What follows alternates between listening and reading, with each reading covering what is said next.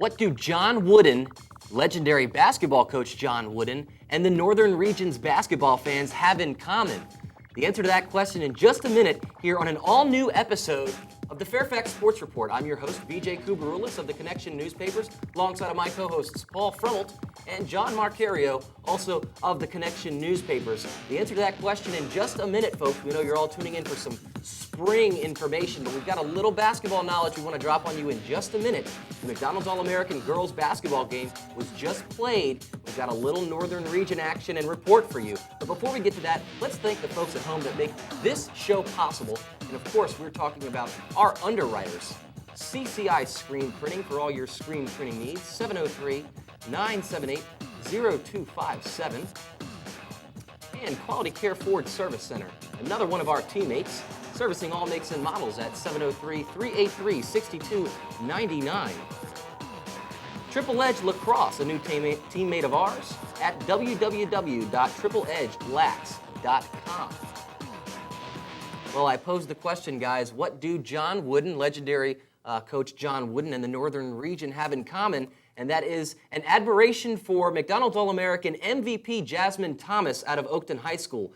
Of course, all of you who tune into this show will know Jasmine Thomas, who has really torched the Northern Region basketball scene, led Oakton to the state tournament twice, was the four-time Concord District and Northern Region Basketball Player of the Year. She just lit up the national circuit now, guys. 16 points, 8 rebounds, 6 assists, and 4 steals. And John Wooden just gave her the MVP award, which she was named just about 30 minutes ago. She is in the arena still. She's going to be calling into this show in just about 10 minutes. We're going to get a chance to talk to Jasmine and pick her brain about that accomplishment. So humble, but we're going to try to get her to talk about herself, guys. Before we get to Jasmine, though, we really want to break right into some of these spring sports, which really carry these spring episodes of the Fairfax Sports Report. So with that, let's jump right into where Jasmine Thomas is from, the Concord District. Well, let's talk a little bit of baseball, guys. Let's show the folks at home exactly who is who in the Concord District. Chantilly, Paul Frummelt, with a 5-0 overall record right up at the top of the Concord District. We got Fairfax right behind him with a 1-1 district record and a 3-2 overall record.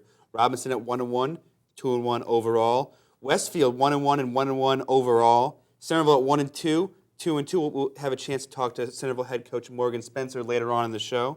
Oakton at 0-1 in the district, 0-2 overall, and Herndon 0-1 but 1-1 overall. And Centerville right there in the middle of the pack at 1-2, 1 win on the season. Many Concord teams have 1 win on the season. And you mentioned it, Paul, we're going to get a chance to get Coach Morgan Spencer on the phone with us in just a minute. He's going to be telling us about his new job. He is the new Centerville Wildcats coach. Formerly of Madison High School, was a JV coach there for quite some time. We're going to give you all the stats and specs on him. But let's wrap around the Concord here for just a minute before we get Morgan to join us here on the Fairfax Sports Report. Guys, right up at the top, Chantilly, we're going to jump back into them a little bit later, but Chantilly looking to be the best team out of the big three in the Sully area. We're talking about Chantilly, Westfield, and Centerville. Paul already at 5-0 on the season. Tilly really making a charge early. Well, first they started with their offense, 14-2 in the opener against Mount Vernon, and 15-0 against Edison. Then the close games started happening. They beat Yorktown 3-2,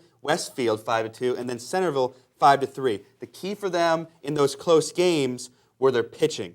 We're gonna talk about Patrick Summers a little bit later. There's also junior right-hander Chris Yates. When they beat Mount Vernon, he went 5 innings, allowed only 2 hits and 1 earned run, and struck out 8. And then junior right-hander Max Langford, he beat Edison. He went 3 innings, had allowed 0 hits, and struck out 4. And then senior Jamie Phillips, a right-hander, he beat Yorktown with 2 runs and allowed only 3 hits. Well, Chantilly already having such a great year in so many other sports. How does that transfer over? I didn't recognize really any familiar names from the football team and many others. We're going to jump back into Chantilly in just a minute, though. But right now, we're joined by Centerville coach Morgan Spencer. Morgan, are you with us?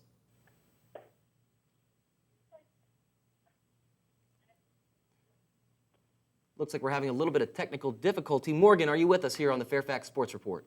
Yeah, hey guys, how's it going? How you doing, Coach? Well, we got a picture of you up on the screen right now, and you're wearing your Madison gear still. So we're going to get you in your new Centerville stuff, but I want to talk to you about that Madison career that you had, because you were with the JV program there for quite some time and did some great work with Pudge over at Madison. How does that carry over into your new job over at Centerville? A lot of people would like to see some of those traditions established there in the Centerville area. Are you bringing some of that with you? Hey, well, I'm trying. It's fun to work for Coach Jorman, and I learned a ton from him.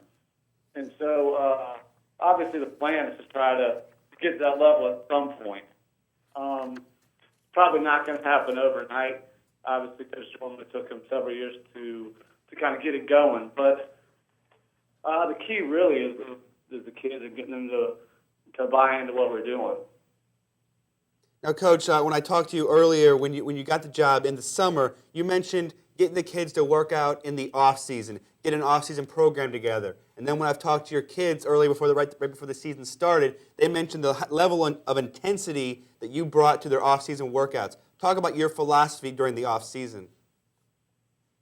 Once again, it's pretty much what I've been accustomed to as a player and a coach. Learning from Coach Jorman, but. We just got them started early in the fall and kept it going all winter, and then we're still keeping it up in the spring. But it's really just getting the guys to buy into what we're doing and to work hard. And I think that one thing that's really been important for them is they've seen the results. They've seen themselves get bigger and faster and stronger. And when you can show them those results, they start to buy in and get excited. And then obviously the intensity increases. And speaking of results, Morgan, with Madison's JV squad, you were 27-1 over the last 2 seasons. Centerville's varsity team has been 19-31 over the last 3 seasons. Last year, a 10-9 record, we believe. You guys are already off to a hot start, a 2-2 record, Coach. That's a good start overall over there at Centerville. What do you guys expect in the coming days in the Concord District, and who are some of your big guns? I'll tell you what, Coach Frome did a great job of really teaching these guys the game. And so really when I took over, they had an idea of what they're doing, especially baseball-wise. They're very knowledgeable. And in the Concord District, you got to bring it every night. There's a ton of good teams, a ton of talent, and you can't take a night off. So obviously we've got a work cut out for us, and we're excited to be 2-2. And we had a tough battle with Chantilly last on Monday night, and that was a tough one. But I tell you what, it was a learning experience for us. It's something that hopefully towards the end of the season, that's a game that we end up pulling off. But in terms of some of our big guns, I've always thought it starts on the mound, being a pitcher myself. And Corey Hall rather, has done a tremendous job on the bump for us. And also Brett Bloomer threw a great game against Chantilly. We've got Kyle Hersani, who's going to start some games and come out of the pen. And if we need him, Ryan Barefoot can throw, and Mickey Bozek. So I feel pretty comfortable with the way we are on the mound right now. And then we've just pretty much just our senior leadership has been key. With Ryan Barefoot and Shane McNair really leading the way. Those two guys. I don't know if you've seen Shane McNair play, but he's a great talent and just a leader. And you talk about intensity. That guy brings it every game, every practice. And Ryan Barefoot's off to a great start, and it pretty much just continues on down the line with all the seniors. Brett Bloomer is a very tough kid over at third base and on the bump as well. Kyle Hersani at first base, and pretty much every night in the outfield, a different guy stepped up, whether it's Scott Bainey in center field or Ron Kirkland, Brady Gleason, even Joe Samuelson, a sophomore, they've all stepped up. So that's kind of been fun to see how every night, depending on who's pitching, who's going to step up and be the guy that night. Now, Coach, you mentioned pitching, but the stat that jumped out to me when I looked at your first 2 games was your run production. 11 runs against Falls Church, 16 against Fairfax. Where did that production come from? That's pretty much attributed to Coach Carter. Coach Carter does a tremendous job with our hitters, and he's really got those guys kind of believing in our system. And I think one thing we're trying to do is teach a little differently than that's been taught out there, for the last several years. And we've got guys driving the ball to the gaps, and I think that if we can continue to swing the bats Obviously, 11, 16 runs isn't going to happen every night, but if we can get those kind of results and get the guys squaring with the baseball, we're going to be okay. Coach, what's the biggest adjustment you've had to make from coaching at the JV ranks to now coaching at the varsity ranks? There's several, actually. Obviously, JV baseball, speed of the game is much slower. So that's one thing I've kind of had to get accustomed to, is how much faster the guys are and how much faster the game moves. I think, obviously, with varsity baseball, it's a little more strategic, and I've got to be on top of that more, and so that's an adjustment. Also, just the maturity of the kids. With JV baseball, you're dealing with a lot of immaturity, and varsity guys, it's kind of neat to be able to just talk to them more as a kind of an adult relationship and almost a friendship with the guys, and really kind of get to pick their brains and figure out what makes them click. That's a little different at the JV level. Well, Coach, before we let you go here, one last question. You've got Robinson coming up, a team that a lot of people think is a contender, not just in the district, but in the region. What do you guys expect against the Rams? I'm pretty sure we're going to get their ace. I've heard Johnson's a great pitcher from the left side, and we'll be ready for him. And then, we got to play hard every night. That's what I've been telling my guys all year long, that it's a long season, and as long as we can stay the course and bring it every inning of every game and every practice, we'll kind of put ourselves in position to be up there at the end of the year. Against Robinson, we just really got to play our playoff style of baseball. If we can eliminate striking out the plate and avoid putting guys on base, it's going to be a great game. Well, Coach, keep living the dream here at Centerville High School. Congratulations on getting that job, and a lot of people expect a lot of big things out of you, so no pressure at all, right? Yeah, not at all. All right, we'll be seeing you out there on the fields, Coach. Thanks for joining us. All right. Thank you, guys. Coach. Thanks, Coach. Well, the guys right there, I mean, that's a guy that has come up through the ranks with Coach Pudge Jorman over at Madison. We had a picture of him in his Madison gear, and really, really caught the eye of a lot of athletic directors in the northern region after posting a 27-1 record over the last 2 years at the JV level. But, John, you said it best, making that adjustment to the varsity level, and he mentions it right there in his own right. The speed is different, maturity is different. Paul, you've covered Centerville in the past. I mean, looking at what they're going to be able to do this year already, starting off at 2-2, what do you expect out of the Wildcats? Well, I expect big things. They have the talent in place. Coach mentioned that the kids already know the fundamentals. It's only for Coach Spencer to mold them into something. And mentioning that off-season workout, I know I mention it all the time, but that's what's been mentioned to me, is that he really got after it in the off-season. And it's translating, obviously, when you see that run production, 11 runs against Falls Church, 16 against Fairfax. They dropped off with 5 against PVI and only 3 against Chantilly. But still, you got that run production, you got the pitchers working. They should do big things. In just a couple of minutes here, folks, Jasmine Thomas was just named the 2007 McDonald's All-American MVP for her 16-point, 8 rebounds, 6 assists, 4 steal performance against, well, the best talent in America. She's going to be joining us in just a minute on the Fairfax Sports Report. But before we get back to basketball, I'm going to stick with some baseball here, John. I want to ask you about the Robinson Rams. When we get to our rankings later in the show, people are going to see how those Rams have already improved from our first preseason poll. Where do you put the Rams just in the Concord District? Well, just to clarify what Coach said, Andrew Johnson is the pitcher that they'll be facing last year. 2.04 ERA, stellar strikeout-to-walk ratio, committed to George Washington University already, so he's a very, very good pitcher. The Rams this year should remain at the top or number 1 in district play there. Currently, they had a tough loss this week to Westfield. They lost 8-6. Westfield had a big rally early on. They have 2 wins this season, one against Oakton, who's lower in the Concord, but they have a nice win against West Springfield, who currently sits atop the Patriot District. They have as you guys mentioned, they have that game against Centerville on Thursday, kind of a big statement game for Centerville, but one of the games that Robinson, if they want to remain near the top, needs to win that game and win that game fairly comfortably. Well, speaking of comfortably, Fairfax was able to beat Herndon in a game that you were at and watched. John, Fairfax is a team that has kind of been up and down as in recent years in the Concord. One year they'll have a breakout year, followed by a difficult year. Never really know what to expect out of the Rebels. What can we expect out of the Rebels this year? They really had a good showing against Herndon. In that game, Carlos Perez for the Rebels, the junior, made his first career start, pitched 4 2/3 innings of brilliant baseball, several ground ball outs, only allowed 1 run. Prior to that game, they'd been averaging giving up 11 earned runs to the first 4 games of the year. They needed that pitching performance to stabilize it. The 4-1 road win against Herndon, very nice, coming off that 16-4 drubbing that they faced against Centerville. Going into the season, they had a very senior-laden team. They still have that senior-laden team. Chase Phillips, dynamite first baseman, hit a solo bomb or 2-run bomb in the first inning. That thing went deep. If they can get consistent hitting out of Phillips, they will do well, but they have to get better pitching performances. You cannot give up 11 earned runs a game and expect to do well in the Concord or even in the Northern region. Well, Paul, we've talked about teams before who often have trouble with run support. Centerville's team does not have that, as you mentioned, 16 and 11 in their first. Herndon, just in the game against Fairfax, and the coach said it afterwards, they hit the ball hard, but hit the ball right at people. They couldn't get clutch hits. They couldn't even mount a substantial rally. The biggest threat that they had came in the bottom of the ninth inning, and this epitomized the game for the Hornets. With one out, they were able to load the bases, down 4-1.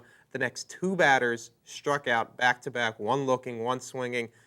You can't get the big hits all game long. It was like that. And it could be a long season for Herndon. Well, Tate Swanson was one of the best bats to be at Herndon last year, as well as Jason Tate, and they just don't have those bats. They don't have the pitching. Coach Al McCulloch's really got a young squad, and I hate to say it, but it could be another season below 500 in his 16th year at Herndon High School. But you know what? That's the kind of thing that those players now want to hear from guys like us, because they want to go out there now and prove guys like us wrong, and we'll see if they're able to do that. Paul, a team that has made, or a school and a program that has made their living on proving people wrong is Chantilly. This year, we talked about it in their football program, have come off a season when they were 0-10 just 2 years ago and were in contention to win a state title. But before we get back into Chantilly, speaking of a young lady who has really just exceeded all expectations going into that 2007 McDonald's All-American game, Miss Jasmine Thomas joining us on the phone now. Jasmine, are you there? Yeah, I'm here. Hey, Jasmine, we've heard some spectacular things about you, and we want to know exactly what happened. We've got your stat line at 16 points, 8 rebounds, 6 assists, and 4 steals.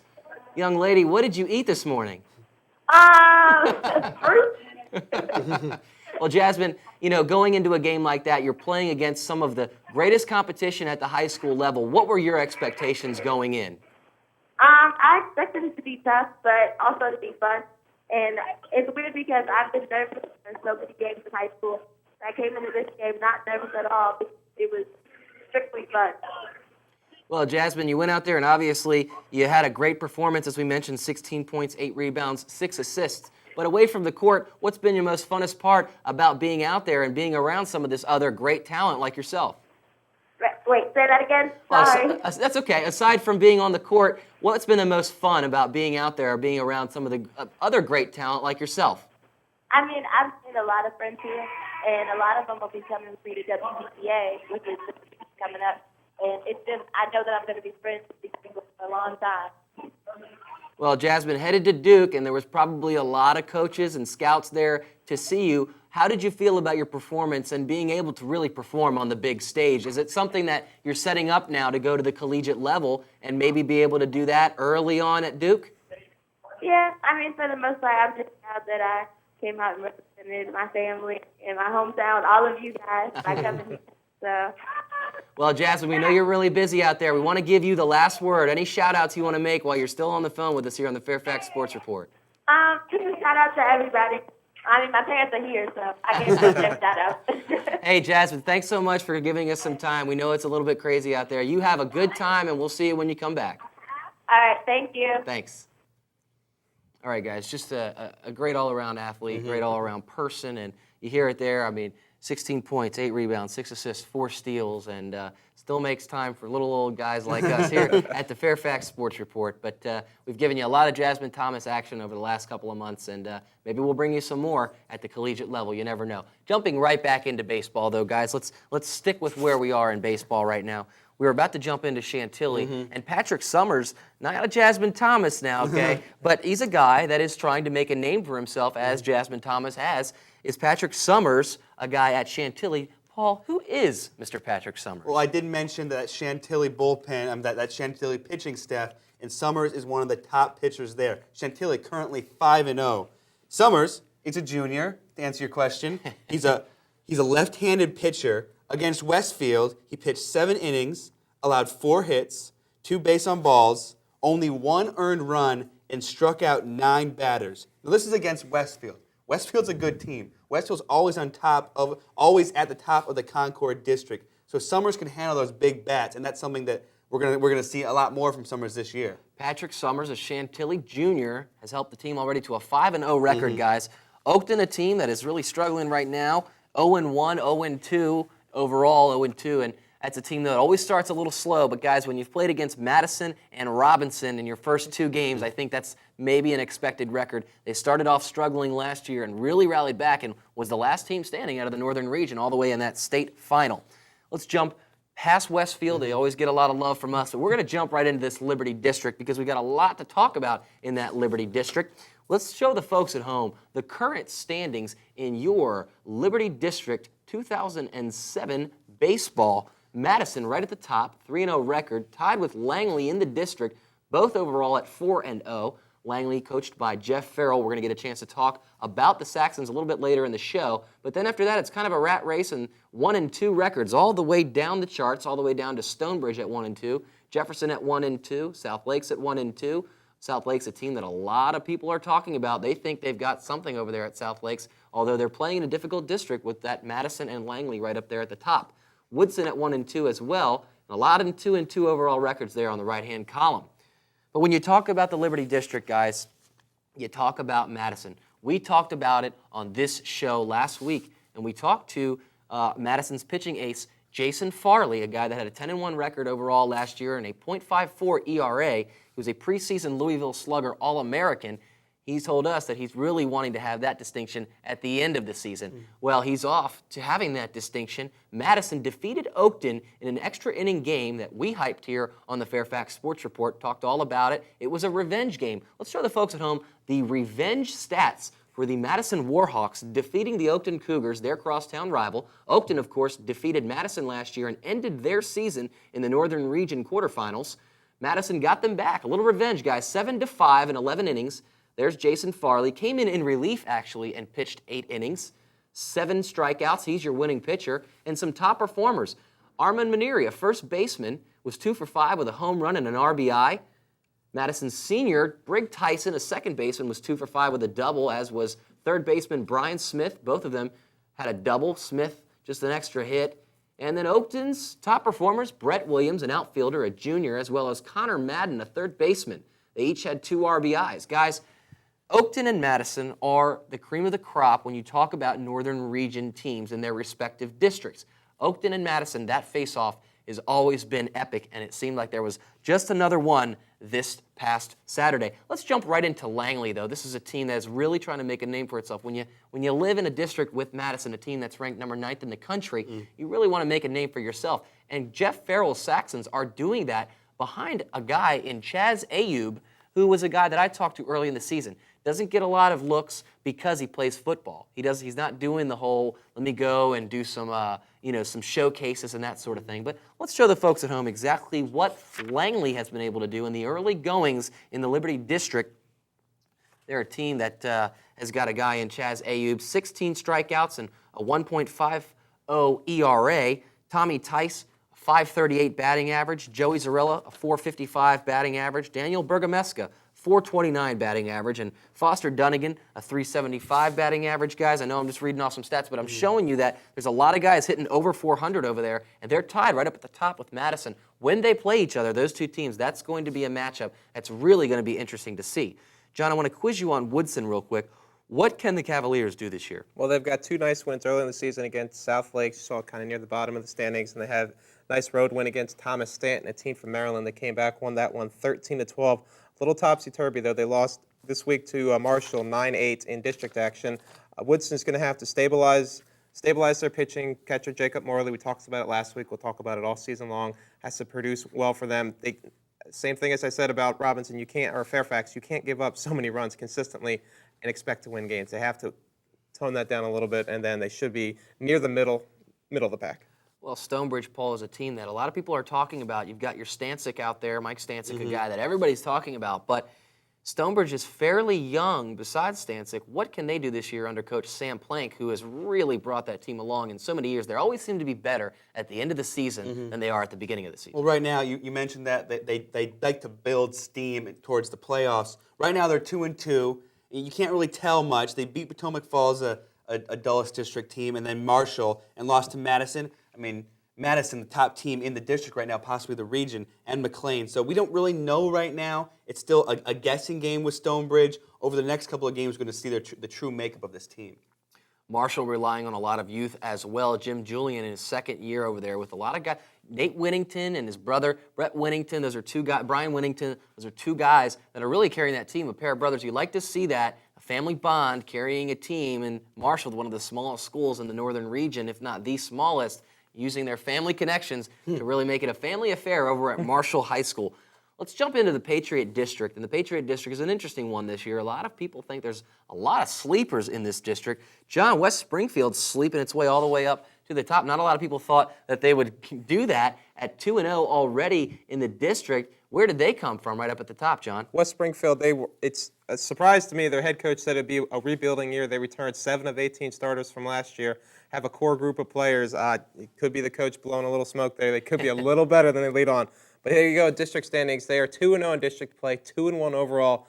There you see second, Lake Braddock. They are 2-0 in district play, 2-0 overall. We will get head coach Jody Rutherford on the line here in a little bit. Hayfield sits third. They are 1-0 in district play, 1-1 overall. South County, who lost to Hayfield once this year, 1-1 in district play, 1-1 overall. T.C. Williams, who just suffered a defeat to Lake Braddock, 14-2. They are 1-1 in district play, 1-1 overall. And then we have 3 teams still looking for their first district and overall win in Annandale, Lee, and West Potomac.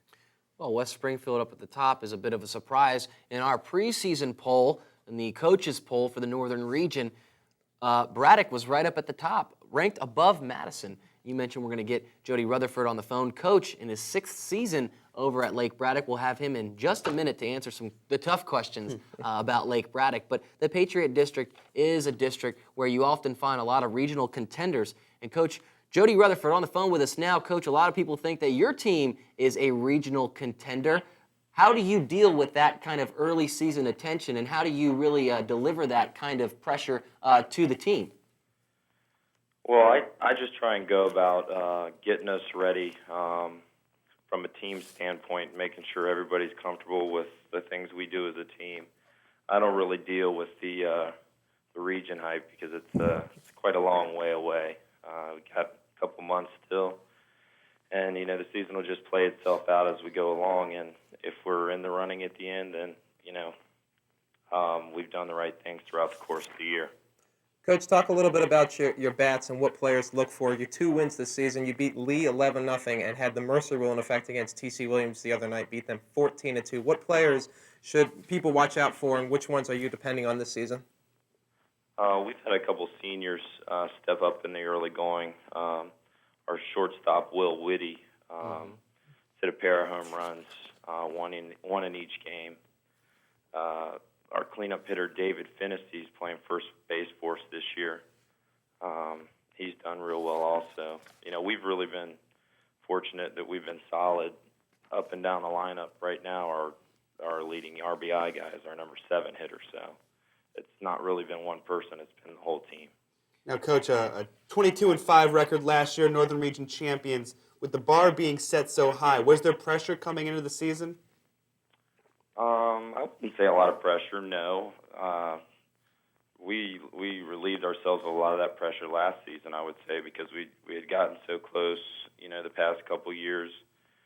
We ran into a couple of tough matchups the past couple of years in the regionals, and last year we were able to overcome that. So I would say the pressure is kind of relieved in that situation. Everything after that, is just kind of icing on the cake.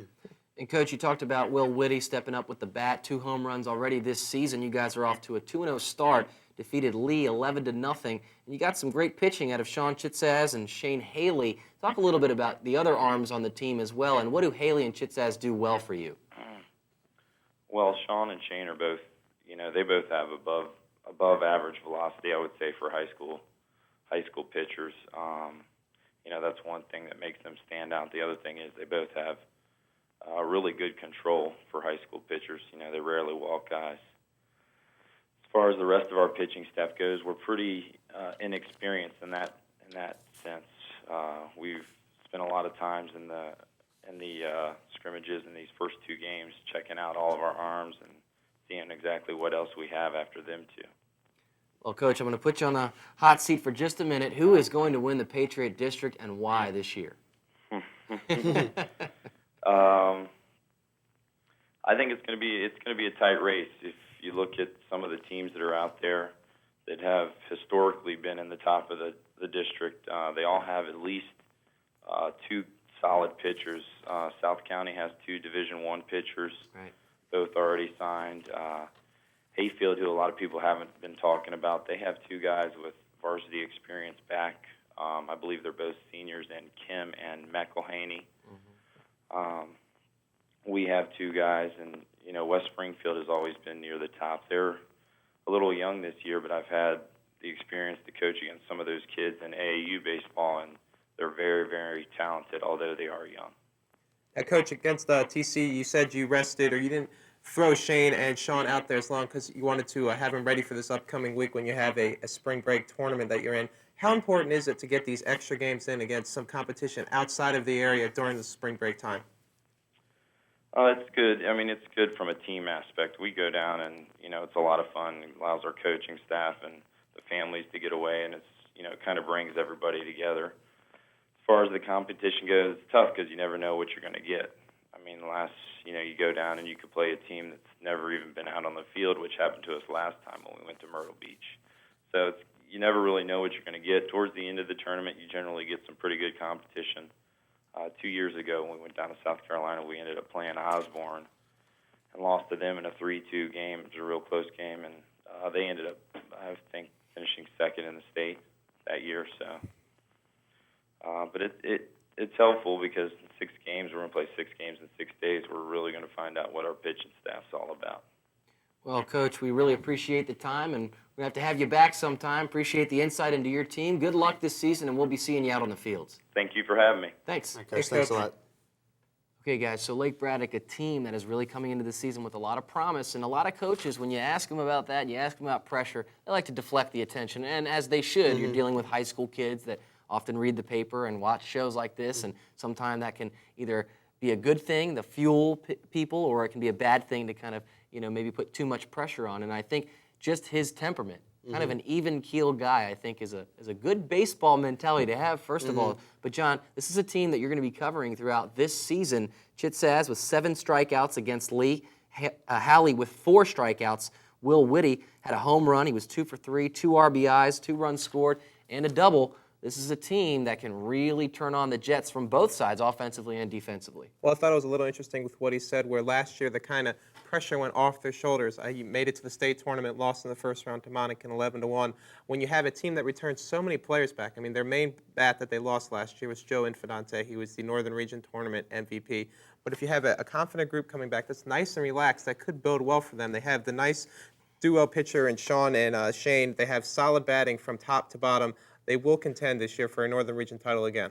Well, let's show the folks at home exactly what these Lake Braddock Bruins are all about and who the top performers are in that defeat over Lee. They had an 11-0 victory over the Lancers. Chitsaz, 7 strikeouts, as we mentioned. Halley with 4 strikeouts, and Whitty had a home run.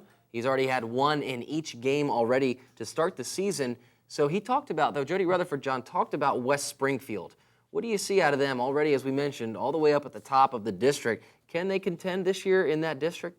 Well, they have 2 wins against Annandale and West Potomac so far, lost to the Rams 10-8. I think the loss is more telling than their 2 wins. Robinson's going to be up there, as we've talked about extensively this show. In the Northern Region, they barely lost to them by 2 runs. If you can have a young team like that and they can build confidence and have one of those, you hate to use this word, but moral losses, that could bode well for them in the future. But for this year, I mean, more close games like that against the top echelon teams, beating up against the lower echelon teams, they could surprise people and finish in 3rd or 4th. South County, Jody Rutherford mentioned, has 2 guys going to the Division I level. What should we expect out of the Stallions this year? Well, they had a 2-1 loss to Hayfield start out the season. Hayfield pitcher Tyler McConney dominated the game, complete game, but they came back a little bit against Lee. just beat them down 20-1. Yes, football score 20-1.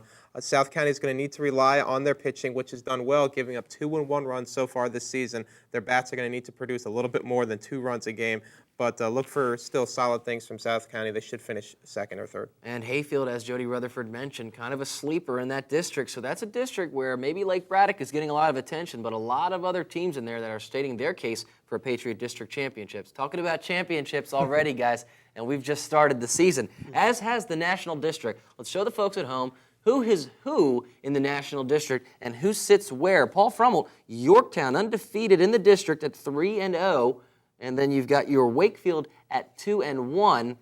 We're going to jump out of those standings and look to get those fixed. And then we've got a couple of teams, though, guys, that are really looking to make a push, though, in the National District. Always a team that looks like, hey, maybe it's us this year. Or maybe you never really know, I guess, what you're getting with that National District. John, you had a bit of news, though, on Edison, a team that played against Wakefield. George Johnson, a pitcher out of Wakefield. What's your news on Mr. Johnson? Well, the pitcher for George Johnson, he actually pitched for the first time this season through 5 innings, gave up 0 runs, 5 strikeouts, and a 3-2 win over Falls Church. So it's nice to see him coming back after the finger and knee injuries that he suffered during various points during their run to the through the Northern Region and State Tournament in basketball about a month or so ago. Also a basketball player, Mr. George Johnson is quite the player over at Wakefield. Let's show the folks at home who are some players to watch in that National District. George Johnson is one of those players. He's a pitcher out of Wakefield, and last season he had a 2.27 ERA with 72 strikeouts. Adam Webster, also out of Wakefield, guys, a shortstop and a pitcher. He hit .472 last year. Paul Frummel, who are some other players to watch in that National District? You're also looking at Mike Serpa from Mount Vernon, a catcher. He's currently batting .300. And Mike Vitale from Washington Lee, a pitcher, a 1.08 ERA. All last season, last season. Had a big impact last season at a 1.08 ERA. Serpa hit .300 last year, season, Paul. And Ron Jennings last year made an impact in his own right with a 2.5 ERA out of Washington and Lee. So these are all guys to watch out of the National District. And guys, teams to watch, we've talked about them. We made our picks early in the season. Let's jump into our Northern Region coaches poll. These are the teams and where they currently sit. This was compiled on Monday before some of these extra games were played, before we got to this taping of this show. And right up at the top are your Madison Warhawks and John Robinson right there behind. The Rams sit there at second. Lake Braddock, the Bruins, are third. Langley Saxons are fourth. Chantilly's Chargers, making a push this year, are fifth. Oakton's Cougars sit sixth. South County Stallions are seventh. Watch out for them. Then at eighth is Westfield. 9th is Stonebridge, and 10th, a little bit of surprise with Hayfield right there. Hayfield, a team that we just said watch out for in that Patriot District, and the region's going to have to watch out for them. Well, speaking of things you should be watching out for here on the Fairfax Sports Report weekly, we're going to be bringing you our Athlete of the Week among many other popular segments that we're going to be bringing you weekly. We're going to have our Athlete of the Week when we come right back after these messages here on the Fairfax Sports Report. Come on back and join us. Welcome back to the Fairfax Sports Report for this special segment about our Fairfax Sports Network Athlete of the Week. Our Athlete of the Week will be provided weekly. It's part of the Connection newspapers where several Athletes of the Week will be mentioned every week. We'll pick one of those to mention on the air here as we all work for the Connection newspapers. BJ Kubarulis, Paul Frummel, and John Marcario. Let's tell the folks at home who is your Athlete of the Week for this March 28th week. And you heard from Jasmine Thomas, a basketball player, and we're going to stick with that theme of basketball. Danny Jones is our Fairfax Sports Network Athlete of the Week. Paul Frummel, who is Mr. Danny Jones? Danny Jones, a Herndon Hornet. Obviously, you said his sport is basketball. Recently signed with Randolph-Macon College, a Division III college. In the 2006-2007 year, he averaged 18.2 points per game and 9.3 rebounds per game, and he was all-district in the Concord District. Danny Jones, of course, you will remember against Robinson, had that three-pointer at the buzzer to beat the Rams in that devastating loss that they had in the semifinals of the Concord District. Robinson thought they had that game won.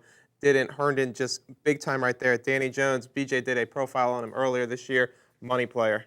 Obviously, Danny Jones stepping into the shoes partially that Scotty Reynolds left at Herndon. Reynolds, obviously, the Big East Rookie of the Year at Villanova. Jones also looking now to play on at the college level with Randolph-Macon. Now, Randolph-Macon Division III school. Quality, you get Division, not quite Division I or II, but Division III. Very nice talent over there.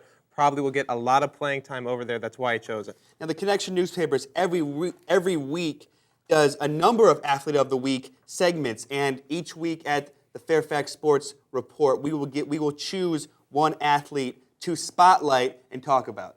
Danny Jones right there, not just a great basketball player, but also a great student over at Herndon High School. He is your Fairfax Sports Network Athlete of the Week. Come on back and join us here on the Fairfax Sports Report right after these messages.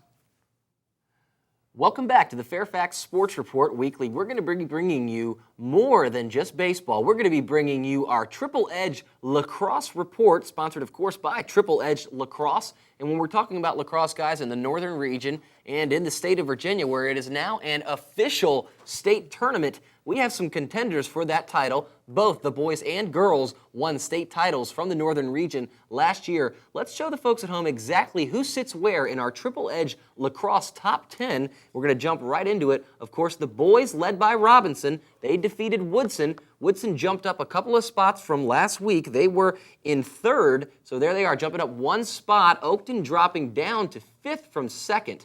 The Rams in charge with Matt Kugler, John, a guy that has really led Robinson, had 5 goals against Woodson, a game that we were at in the Fairfax Sports Network's Game of the Week. There's Westfield. Langley not far behind at 4th. They were formerly 5th. And the points there, this is all computed by Triple Edge Lacrosse after a coach's vote weekly, guys. Jefferson down at the bottom. I got a chance to see Madison destroy Stonebridge last night. They had 3 guys score 3 goals apiece in a 14-5 victory. Chantilly right there at the 8th spot. Again, Chantilly, are they just good at everything now, Paul Frummel? It seems that way. And you've got Hayfield, kind of a weird team, and Yorktown. Don't really hear those names when you're talking about lacrosse. So we'll keep our eye on that as to where they develop throughout the next coming weeks.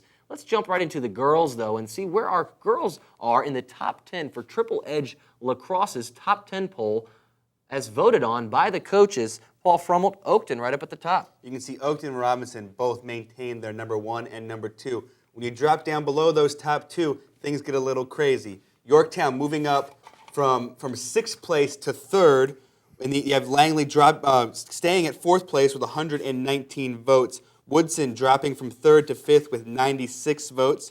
West Springfield, 85 points, dropping from 5th. And then Loudoun Valley, a team you don't really think about in the northern region in that national district out in Loudoun Valley with 45 points. They were not ranked last year. Then you have Annandale, Chantilly, and Lake Braddock rounding out the top 10. And there is your Triple Edge Lacrosse top 10 from our Triple Edge Lacrosse segment. But, guys, we got a little bit more we want to talk about. Talked about the Rams for just a second. I got a chance to see them play against Woodson. An incredible game, came right down to the last second, the last whistle. An incredible save by Ryan Kleeman, a goalie over for the Rams. But, John, the Rams really have a lot of talent this year, led by, of course, what we think is going to be an All-American, and Matt Kugler, 55 goals last year, 31 assists last year, and this year in the game against Woodson on Friday night had another 5 goals. Kugler will dominate this season. Robinson, to show you how dominated they are, they have also beat Oakton this week, who you saw ranked number 5. They beat them 10-6. Other Rams look out for this year: Mike Meyer, the defenseman, who will be going to West Point to play football. Tyler Zink will be going to Lynchburg to play lacrosse. He is a midfielder. The goalkeeper, as you mentioned, they came up with the big save. Ryan Kellman started the second half of last season. Senior midfielder David Lati, the face-off specialist, he also plays football, David Lighty. And then the sophomore who started as a freshman, Daniel McNulty. Look out for him. McNulty had a goal in the win over Woodson. It was only an 8-7 victory for Robinson. They were down early, guys. They were down at the half. I talked to Coach Fitzgerald from Robinson, and he said, look, my guys were a little bit panicked. They didn't really know what to expect. Woodson, a team, lost Brandon Butler, who right now is doing great at Army. Brandon Butler tore it up last year. And Woodson, the returning Northern Region champion, dethrones Well, was trying to, at least, to dethrone the returning state champion. So really kind of a great matchup there. Really your headlining matchup, I think, so far this year. But Woodson also has some top performers. And I want to get a chance to mention Robbie Robertson, a senior attack, had 3 goals in the loss.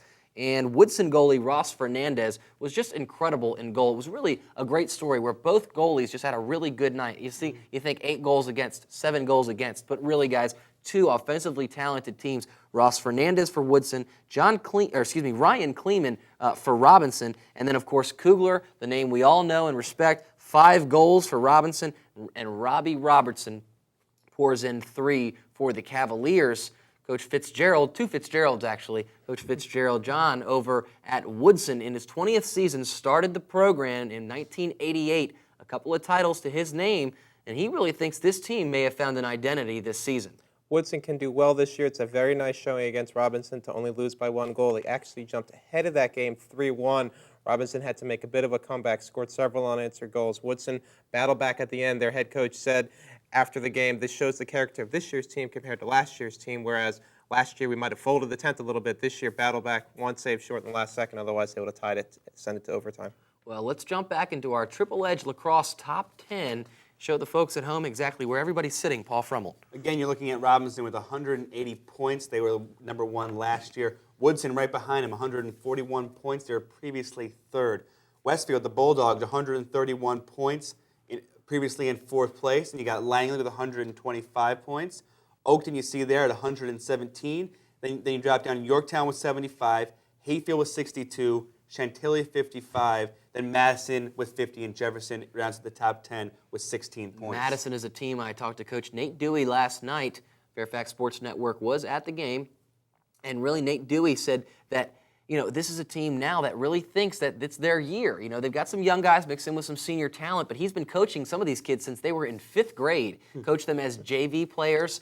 Also coaches them now at the varsity level. Jake Oster, a transfer in from Marshall, was a second-team All-District performer last year, is now with the Warhawks. Brendan Ginley, you've got A.J. Sobolski. You've got a lot of talent over there, but they play in a district with Woodson and Langley, and those 2 teams have really won the last couple of titles in the Liberty District. So Madison looking to make a push, looking to win their first title since '94. They've never won the Northern Region, but they certainly think that this is their year. Stonebridge, on the other hand, who they lost to Madison last night, coached by first-year coach Nick Ratcliffe and Robert Walter, from the Ashburn Bay School, came into the game with 18 goals, Paul. Definitely. What you're seeing is, as what Coach told me, is he wants his attackmen to have the mindset to attack. Right. Basically, it seems very simple, but he wants his attackmen to be aggressive. He wants them to go after goals, and you're seeing that with Walther with 18 goals going into the game. And before we close out this Triple Edge Lacrosse segment, let's jump into the girls' rankings. John Marcario, Oakton, with 17 first-place votes, 179 points, staying strong at the top spot. There you see Oakton sits perched atop at number 1. Number 2 is Robinson, who lost to Oakton this week on Monday, 13-10. Upstart Yorktown is 3rd. They were 6th last week. Langley sits 4th. They were also 4th last week. Right there at 5th is Woodson. They were 3rd last week. West Springfield Spartans are 6th. They were 5th last week. Loudon Valley moving on up there again. They were 7th. Annandale is 8th. Chantilly is 9th. And Lake Braddock is 10th. Braddock, a team that usually gets a lot of looks from the youth level, or at least the kids flow into that program from the youth level, and still staying strong, right in the top 10, down from 7th, but I guarantee you that Lake Braddock program will be back up before all is said and done, and we'll get a chance to bring you that action every week here on the Fairfax Sports Report, on the Triple Edge Lacrosse Report. Guys, let's jump into softball. Had a couple of teams make some noise this year. Well, George Ramori may be gone from McLean. He may not be coaching the softball team anymore. Coach Maurice Tawil now is in that position. And boy, have they already achieved something that nobody thought they would this early on. McLean upset Stonebridge in 9 innings for the 8-7 victory last night. That is an achievement for McLean, a program that barely got any victories last year. And I think beating the team that was in the state final last year really shows that here they are ready to compete. You're seeing the big loss of Brianna Harris for the Stonebridge squad. Brianna Harris would not give up eight runs to any team. Right. And as you can see, Stonebridge still has that offense with the loss of shortstop Sam Ingersoll. But what you're really seeing is they're feeling the loss of Brianna Harris. And Madison not feeling the loss of their pitching ace from last year. Madison defeated Jefferson 15-0. Casey Goddard struck out 12 as they beat Jefferson 15-0. So the Warhawks having a great week over there right off 123 in Vienna. John, briefly on South County, you said that's a team maybe to watch in the Patriot District softball scene. Look out for them. It's a little bit of a sleeper. They had a nice win on Saturday against good counsel freshman Chelsea Dunham, her first career start, 4 innings pitched, 5 strikeouts.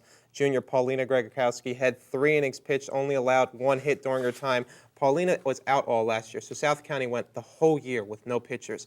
This year, they could do very well, led by Lauren Rowley on the bats end. They had a tough loss this week with 6-4 to Lee in extra innings. But again, with 2 pitchers of that caliber, I expect some sleeperness. Yes, sleeperness out of South County. Well, new words here weekly on the Fairfax Sports Report, John. We're going to stay with South County, but just switch the sports up. We're going to jump into soccer. It's a team you think is to watch on the soccer level. Really, South County, I guess, starting to make an early impact, even though they're a new school already. You're saying their softball team's got some sleeperness. How about their soccer team? Soccer team is 2-2 on the year so far. They have tough losses against Edison and Hayfield after winning their first game of the year. Consistency for the Stallions, though, as in 3 of their 4 games, they've given up 2 goals. If you're playing good defense, 2 goals isn't a lot, isn't a little in soccer, but that's solid goaltending right there. Look out for them to just maintain their position and slightly bump up a little bit.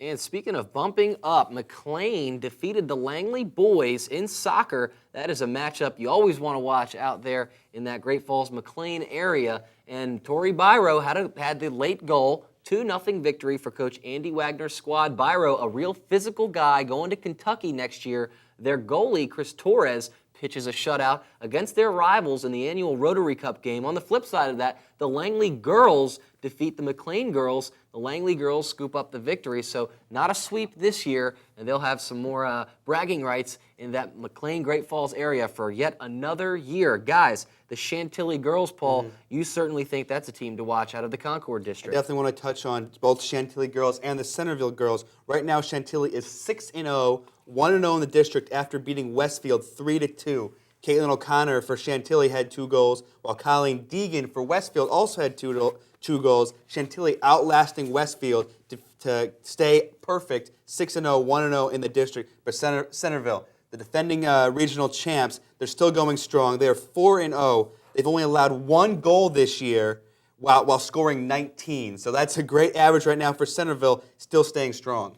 Well, you got a chance to hear from 2007 McDonald's All-American Jasmine Thomas. You heard from Centerville coach Morgan Spencer and Lake Braddock coach Jody Rutherford. What more can you want from us, guys? We give you every single sport, and we're going to keep doing that every single week here on the Fairfax Sports Report, and that's because we have some wonderful underwriters that keep us going here at the Fairfax Sports Report, and they keep things like this going. The FSN Game of the Week, girls lacrosse, coming up on Digital On Demand, Jefferson at Langley, and the VHSL AAA State Championship, Hampton at Edison.